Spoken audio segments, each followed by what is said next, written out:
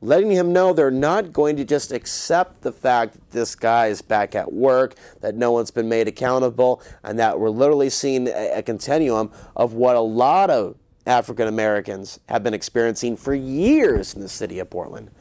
And so Mayor Sam Adams had to deal with that, and we're still going to see what comes about in the near future in terms of this particular case.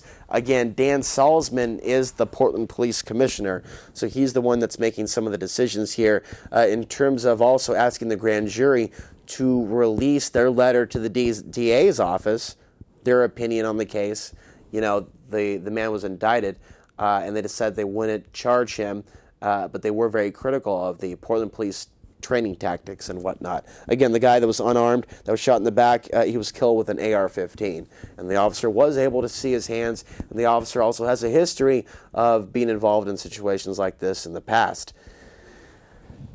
The point is, there are many politicians out there from the local level, your senators, governors. It's very hot in the studio, by the way, and it's also very quiet. There's actually nobody here but me, and so it's really not a whole lot that I'm able to interact with tonight. A lot of them were fakes, a lot of them were phonies, and it's time to stop hoping that they're going to do things for us. And there's a way to change things without getting violent, and it definitely deals with creating new leadership in your community. And definitely, I think there's a void. There's a void of that in our city, but what I do believe is that there's a couple things in the air. Revolution is in the air, but a lot of misdirected anger and aggression and things of that nature. There's a lot of people screaming for change, positive change. There's a lot of people that definitely got their energy levels up, and they're ready to fight against something oppressive. They're ready to stand up. They're ready to get on their hind legs. Okay, so I'm seeing that on one end. And on the other end, I'm seeing a lot of people just running around, running their mouth, getting in fist fights. I'm seeing people glorify violence everywhere. There's nothing new there. I just continue to see these peaks, and I continue to see humankind's fascination with violence express itself in multiple unique creative ways that makes you vomit in many unique creative ways all over the place in 360. It's really just like that. And so you look at the strange monkey that the humans appear to be at times, or watching the UFC and blood, just literally throwing poop at one another, the stuff you see on TV, and it's very clear they want a warring class, a warring population. And to see the people feed into this, and this is a part of why I do the show, is to analyze the news, what's going on, and ask you if you're playing into some of that garbage, some of these games that are going on, and if there's a way you can pull yourself out of some of these divisionary boxes, be it Democrat, Republican, Crip, Blood, white, black, whether you be a Coke drinker, a Pepsi drinker, whether you, rich, poor. I hear people say, oh, no, man, it's not about race. We need a class war. And they're calling for a class war, and I understand.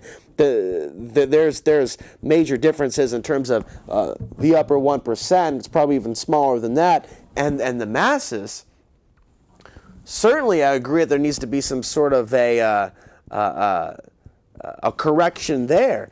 But when a lot of people think class war, they're thinking about fighting with the guy that has a job instead of them. Like, in terms of where they're really thinking, they're not really thinking about how we're being set off against one another. To think that person's the enemy, and that's the person that you need to tax to death. That's the corporation you need to tax to death on 66 and 67, and that's going to fix all these problems. That's going to fix our problems. Just go after them. Just go leech off of them, and it's going to fix everything. It's not going to fix everything.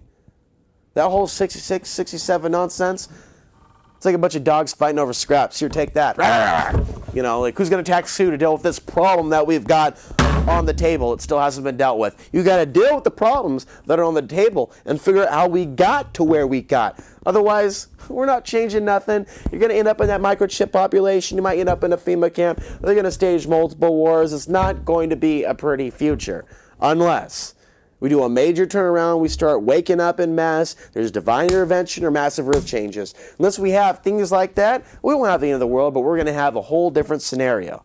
I don't see us continuing on this gentle, everything's just going to be fine, blah. I mean, we're reaching breaking point this year. And I'm thinking in my head, like, how can the last year of programming of Outside the Box be the best? And where am I going? I have no idea where I'm going. I have no idea, when there's very little jobs left in Portland.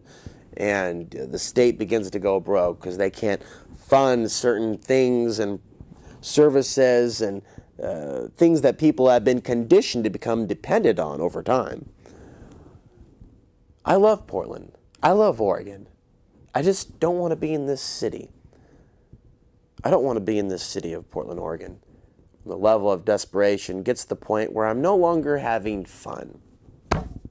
The people that were the Obama drinkers that said everything was fine months ago and years ago, we like the show, Alex, but we really wish that you saw how Obama was different than Bush. Where are they now? Months later, now that he's done exactly the opposite of what he's promised. Where are they now?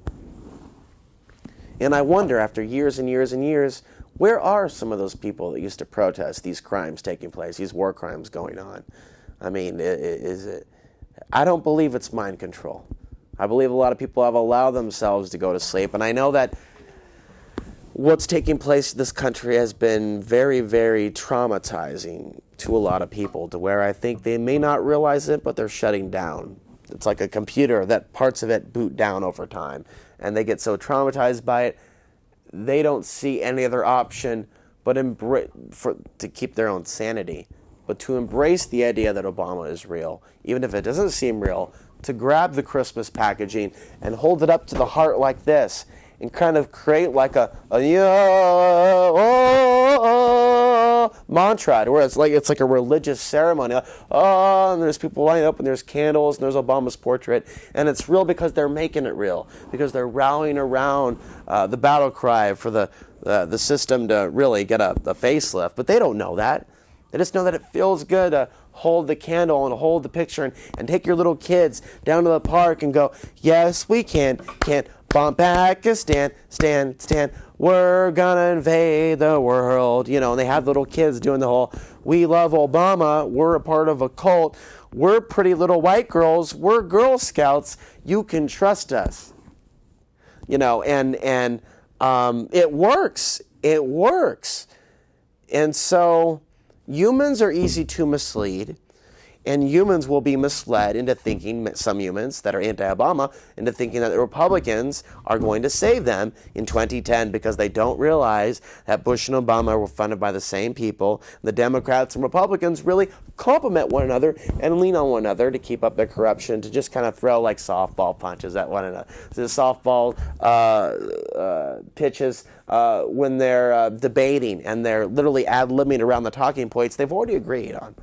It's like Hillary and Barack, you know. They agree on how they're going to debate, you know, what they're going to argue about, you know, and they ad-lib around it, you know. They get creative with it, you know. They get funky, they get down, and they make people laugh. And they play that white versus black, man versus woman. We're all totally crazy in the USA Asylum theater that we all just lap up and go, oh, yeah, this is getting me off. You know, it's sad. It's sad. And so the hope for this country is just massive burst in consciousness, something, divine intervention, God save us, earthquakes all over the planet to take out the grid, something like that to stop what's coming. But unless we just have massive bursts of insight and we're able to see corruption, obviously, we're all going to walk en masse into this big cage. And I don't want you to freak out about the future or what's being planned or these wars being staged. You know, who knows what's really going on, or why we, as the amazing souls that we are, why we're here and why we're about to witness the crash of the U.S. economy and the staging of multiple wars. And there's a reason why they built up this police state to the point that it's at now, with satellites spying on you, tracking you. You know, there's a lot of money you're going to owe in the future. You don't have a job to pay it all off. They want to make sure they know where you are, so they make you pay. Any means necessary. I happen to, again, have a different perspective that I come here week after week to share with you. Some people on this planet, including some of you, have insights they feel they have to share with others. For whatever reason, it's never about the ego, the personality, though some people try to make it like that. It's about the information that keeps getting passed from person to person to person to person to person. And so what I've done is sacrifice, potentially, my freedom and life in the future to say what I'm saying now to get this information across, in faith that what I'm doing is the right thing,